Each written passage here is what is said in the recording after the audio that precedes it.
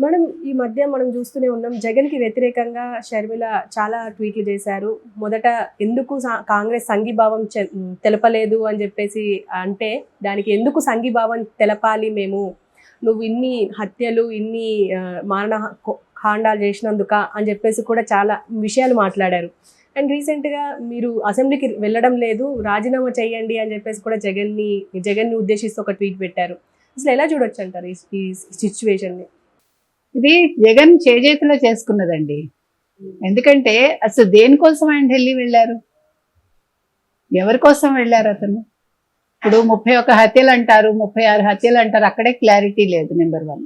Number 2, photo exhibition, video exhibition అన్నారు. అతను పేర్లు అడిగితే చెప్పలేదు. ఒక నేషనల్ మీడియా రిపోర్టర్ అడిగితే పేర్లు అడిగితే తప్పించుకున్నాడు. మీరు ఒకటి చెప్పేటప్పుడు ఎవిడెన్స్ ఇవ్వాలి కదా. ఇప్పుడు ఫలానా చోట ఫలానా వ్యక్తి ఫలానా టైంలో అని చెప్పాలి మనం.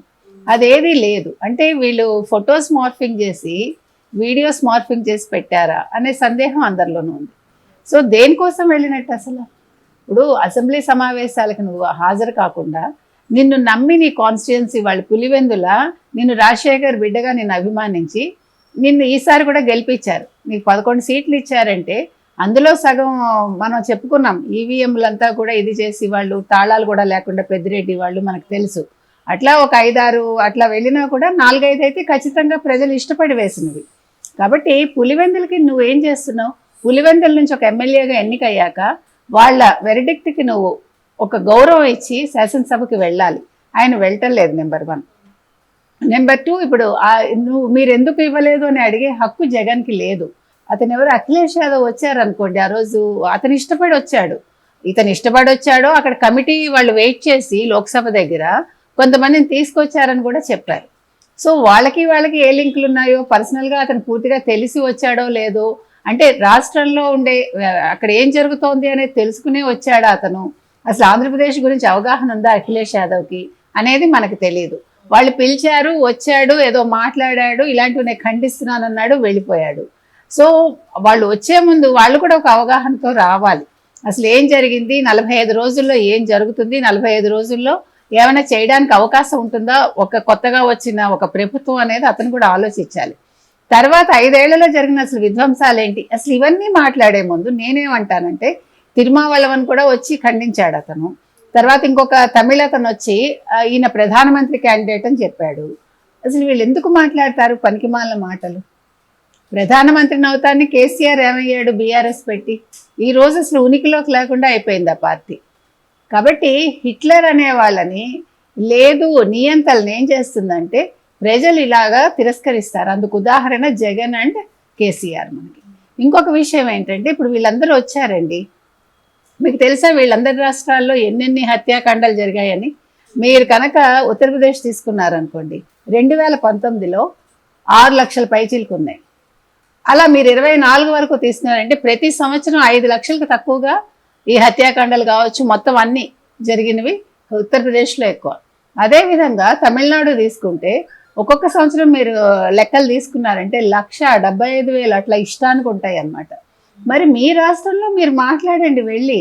అక్కడ మాట్లాడకుండా ఇక్కడ 31 హత్యలు చెప్పగానే మీరు వచ్చి ఎగ్జిబిషన్ చూసేసి లేదా చూడకుండా మాట్లాడారో మనకు తెలియదు అది. కాబట్టి మాట్లాడే ముందు రాజకీయ నాయకులు ఒక అవగాహనతో మాట్లాడాలి.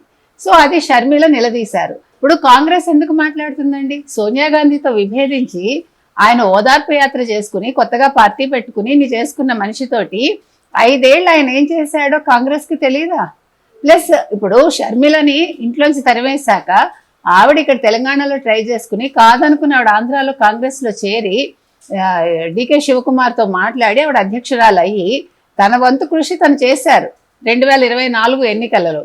కాబట్టి అక్కడ చెల్లెలు ఉండగా నువ్వే మొహం పెట్టుకుని వెళ్తావు? అసలు నువ్వు ఎలా అడుగుతావు? అసలు నీకు ఏ రైట్ ఉంది అసలు నీ చెల్లెల్ని? అంటే నీకు రాజకీయంగా నీ ఇంట్లో వాళ్ళు ఎవరు ఎదగకూడదు, నువ్వు భరించలేవు. అసలు అతని క్యారెక్టర్ అది. ఏది అతను అసహనం మనిషికి. ఇప్పుడు శాసనసభకు ఎందుకు రావట్లేదండి? భరించలేడు. ఇప్పుడు నువ్వు చేసిన తప్పులు 19 నుంచి 24 వరకు చంద్రబాబు నాయుడిని ఎట్లా ఏడిపించారండి? ఎవరు, కొడాలి నాని కావచ్చు, తర్వాత రోజా కావచ్చు, వీళ్ళందరూ కూడా పేరుని నాని ఒక్కొక్కరిని తీసుకోండి, ఇన్ని రకాలుగా మాటలు అంటే నువ్వు ఎంజాయ్ చేసావు కూర్చుని. ఎంతలో ఎంజాయ్ చేశాడండి? తర్వాత చంద్రబాబు నాయుడు అరెస్ట్ చేసినప్పుడు మీకు గుర్తుంటే ఆ వీడియో మీరు క్లిప్పింగ్ చూసే ఉంటారు. నేను లేనుగా, నేను లండన్లో ఉన్నాగా అని నవ్వాడండి.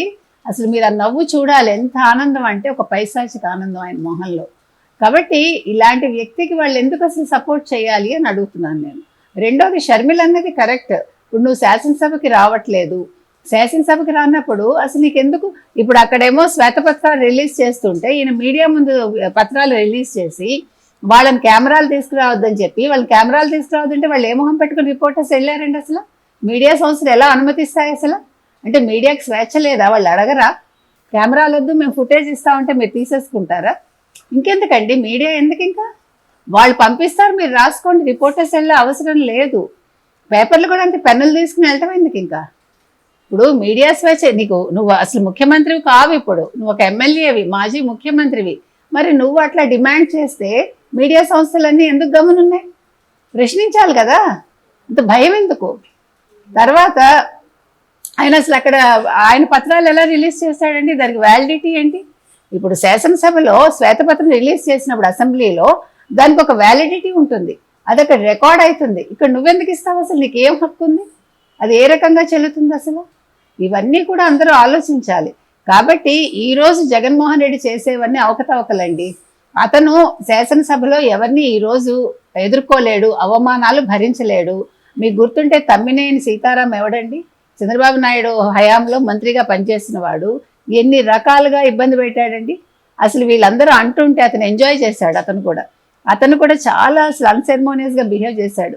కాబట్టి ఈరోజు ఎవరైతే ఉన్నారో అసెంబ్లీ స్థానంలో, ఇప్పుడు అయ్యన్న పాత్రుడికి భయపడుతున్నాడండి ఆయన.